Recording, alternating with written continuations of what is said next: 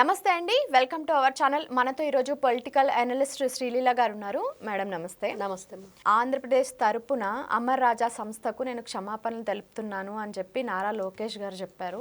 అంటే వైఎస్ఆర్సీపీ ప్రభుత్వం ఉన్నప్పుడు ఈ అమర్ రాజా సంస్థకు ఎలాంటి అన్యాయం చేశారు మేడం? అంటే ఇప్పుడు మనకు తెలిసిన దాని ప్రకారం అప్పట్లో పర్మిషన్ సరిగా ఇవ్వకపోవడం వల్ల ఆ ఆంధ్రప్రదేశ్లో పెట్టాల్సిన పెట్టుబడులు అనేవి సగం తెలంగాణకు తరలిపోయాయి. సో ఇప్పుడు నారా లోకేష్ గారు ఉన్నారు, ఆయన చెప్తున్నారు ఇప్పుడు మీకు అలాంటి ప్రాబ్లమ్స్ ఏమీ రావు, మేము అన్నింటికీ కూడా సపోర్ట్ చేస్తాం, మీకు పెట్టుబడులు పెట్టచ్చు, ఏపీని అభివృద్ధి దిశగా తీసుకెళ్లొచ్చు అన్నట్టుగా చెప్తున్నారు. వైఎస్ఆర్సీపీ హయాంలో అసలు ఏం జరిగింది మేడం? వైఎస్ఆర్సీపీ పార్టీ అనగానే ప్రతి ఒక్కరికి ఏం గుర్తొస్తుంది?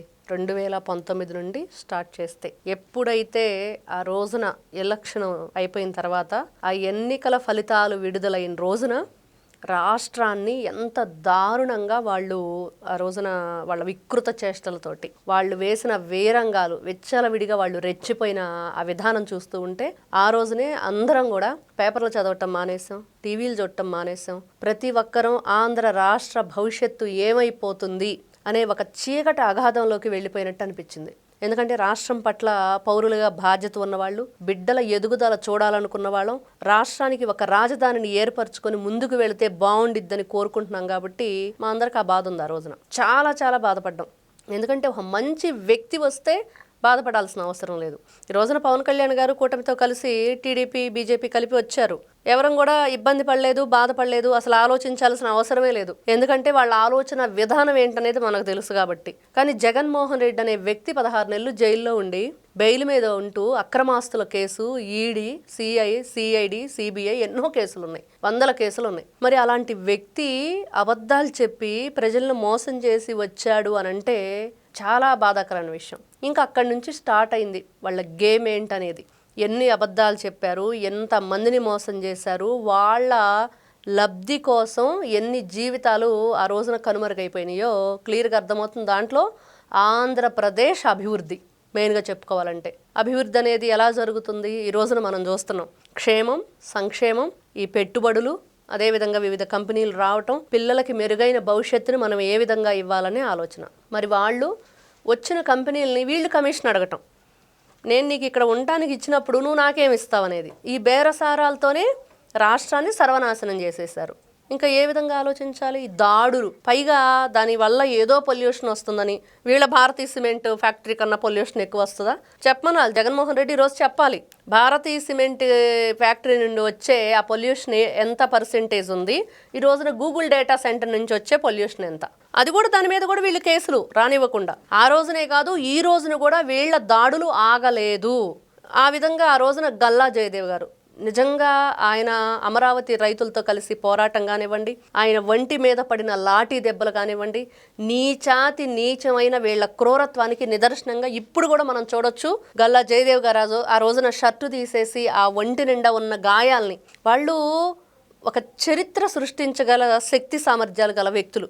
ఎందుకంటే మంచి చదువు, సాంప్రదాయం, వాళ్ళకి రాయల్టీ, అదేవిధంగా వాళ్ళు వెల్ పర్సన్స్, అదేవిధంగా వెల్ ఎడ్యుకేషన్, అదేవిధంగా వాళ్ళు ఫైనాన్షియల్గా కూడా బాగా అభివృద్ధిలో ఉన్న వ్యక్తులు. దాన్ని జగన్మోహన్ రెడ్డి ఎక్కడా కూడా రాష్ట్రానికి ఇట్లాంటి వ్యక్తులు ఉండటానికి వీల్లేదు అని చెప్పేసి బయటకు నెట్టేసే పరిస్థితి.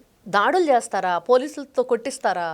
వాళ్ళని ఎంత దాష్టికంగా వీళ్ళు చేశారంటే ఈ రోజు కూడా వాళ్ళ ఆగడాలు ఆగట్లేదు అనటానికి వాళ్ళ మనుషుల చేత ఎలా మాట్లాడిస్తున్నారు. ఎమ్మెల్సీలు లేదు, ఎమ్మెల్యేలు లేరు. ఈ రోజున ఉన్న 11 మంది ఎమ్మెల్యేలు అసెంబ్లీకి వెళ్ళకపోగా వాళ్ళ ఎమ్మెల్సీలు మాట్లాడే విధానం, లోకేష్ గారి గురించి ముఖ్యంగా ఇక్కడ మీరు అంటున్నట్లుగా అమర్ రాజా సంస్థకి నారా లోకేష్ గారు ఎందుకు సారీ చెప్పారు అనేది వీళ్ళు చేసిన దాష్టికం. ఆ రోజున ఆంధ్ర రాష్ట్రం తరపున ఇప్పుడున్న ఐటీ మినిస్టర్గా ఆయన నేను క్షమాపణలు చెప్తున్నానని చెప్పారు. గతంలో ఇలాగే ఎవరికి వీళ్ళు అన్యాయం చేశారో వాళ్ళకు కూడా నారా లోకేష్ గారు ఆంధ్ర రాష్ట్రం తరపున క్షమాపణలు కోరటం జరిగింది. ఇక్కడ ఇలా ఉంటే మళ్ళీ వీళ్ళ పేపర్లో వీళ్ళు రాసేది ఏంటి అంటే, ఇదిగో తోడల్లుడికి భరత్ గారికి గీతం విద్యా సంస్థలకి ఇట్లా భూములు, ప్రభుత్వ భూముల్ని కట్టబెట్టారు. దాని మీద వాళ్ళ లాయర్, గీతంస్ సంబంధించి ఆ సంస్థ లాయర్ వాళ్ళకి నోటీసులు ఇవ్వటం, వాళ్ళ మీద కేసు కోట్ల రూపాయల పరువు నష్టం దావా కేసు. ఎవరావిడ? ఎమ్మెల్సీ వరూది కళ్యాణి, వైఎస్ఆర్సీపీ పార్టీకి సంబంధించిన ఆవిడ. ఎందుకు అబద్ధ ప్రచారం చేస్తున్నారు? ఎందుకు అబద్ధాలు ఈ విధంగా మీరు ప్రచారం చేసి ఏ లబ్ధి చేకూర్చడానికి? ఎవరిని బ్లేమ్ చేద్దామని ఈ రోజున అందరికీ తెలిసిపోతుంది మీరేంటనేది. గతంలో 2019లో వీళ్ళు గెలిచి అడుగుపెట్టేటప్పటి వరకు కూడా ఎవరికి తెలియదు వీళ్ళు ఏం చేస్తారు అనేది. కానీ వీళ్ళు వన్స్ వచ్చాక ఇదిగో వీళ్ళ నీచమైన చరిత్ర ఒక్కొక్కటిగా బట్టబయలైంది. ఈ రోజున వాళ్ళు ఓడిపోయి 11 వచ్చినా కూడా ఏమంటున్నారు? రప్ప నరికేస్తాం, రక్తంతో హోళీ చేస్తాం, గంగమ్మ జాతరలో పొట్టేళ్లు బలిచ్చినట్టు బలిస్తాం. ఇది వాళ్ళు పట్టుకునే ప్లకార్డ్స్. జగన్మోహన్ రెడ్డి వచ్చినప్పుడు జగన్మోహన్ రెడ్డి కూడా అంతే, అదే పాట అదే మాట. ఏమంటాడు? పోలీసులు బట్టలోడ తీస్తాము, పోలీసులు రిటైర్డ్ అయిపోయినా కూడా వదిలిపెట్టము, సప్త సముద్రాల అవతలున్న లాక్కొస్తాము. ఇట్లాంటి వ్యక్తుల మనం కర్మ కాలి 2019 నుంచి 24 మధ్య ప్రజాప్రతినిధులుగా ఉన్నారు. వీళ్ళు ప్రజాప్రతినిధులు కాదు, ప్రతి నిధిని దోచుకున్న వ్యక్తులు ఆ రోజున. కాబట్టి అందుకనే ఏదైనా ఒక సమస్యలు రావాలంటే దానికి సమగ్రవంతమైన పరిపాలన ఉండాలి, సమర్థవంతమైన నాయకుడు ఉండాలి. ఆ నాయకుడు ఇప్పుడున్నాడు, ప్రజానాయకుడు ఉన్నాడు. మరి ప్రజా గళాన్ని ఏ విధంగా వినిపించారో చూసాం. ఈ రోజున రాష్ట్రంలో ప్రజలందరూ సుభిక్షంగా సంతోషంగా ఉన్నారు అన్నదానికి ఎటువంటి సందేహం లేదు. దానికి నిలువెత్తు నిదర్శనం కనిపిస్తుంది. ఒకవైపు ఐటీ శాఖే కాదు, విద్యాశాఖను కూడా నారా లోకేష్ గారు సమగ్రవంతంగా ముందుకు తీసుకువెళ్తున్నారు. రేపు 22వ తారీఖు నుండి తల్లికి వందనం పేరుతో ముందుకు తీసుకువెళ్తున్నారు. ఇంతకు మించి ఇంకేం కావాలి? ప్రతి ఒక్క బిడ్డకి డబ్బులు అందుతున్నాయి. 6 కాదు 12 మంది పిల్లలున్నా కూడా ఆ కుటుంబంలో వాళ్ళందరికీ కూడా ప్రతి బిడ్డకి 15,000 రూపాయలు ఇవ్వటం. ఇంత ఇది మనం ఈరోజు చూస్తున్నామంటే దానికి నిజంగా ఆంధ్ర రాష్ట్ర ప్రజలు అదృష్టం చేసుకొని ఉన్నారు. వాళ్ళు ఆలోచించి అడుగు వేయటం వల్లనే పిల్లల భవిష్యత్తు బాగుంది. దయచేసి ఇలాగ కంపెనీలు రాకుండా పోవటానికి కారణంగానివ్వండి, రాష్ట్రం అభివృద్ధి ఆగిపోవటానికి కారణమైన ఈ వ్యక్తులు ఈ రోజుకి కూడా చాప కింద నీరులాగా, ఆ తేనె పూసిన కత్తిలాగా రాష్ట్రంలో ఇంకా పర్యటనలు చేస్తూ వాళ్ళ వికృత చేష్టలతోటి, వికటాట్టహాసాలతోటి ప్రజలను ఇబ్బంది గురి చేస్తూనే ఉన్నారు.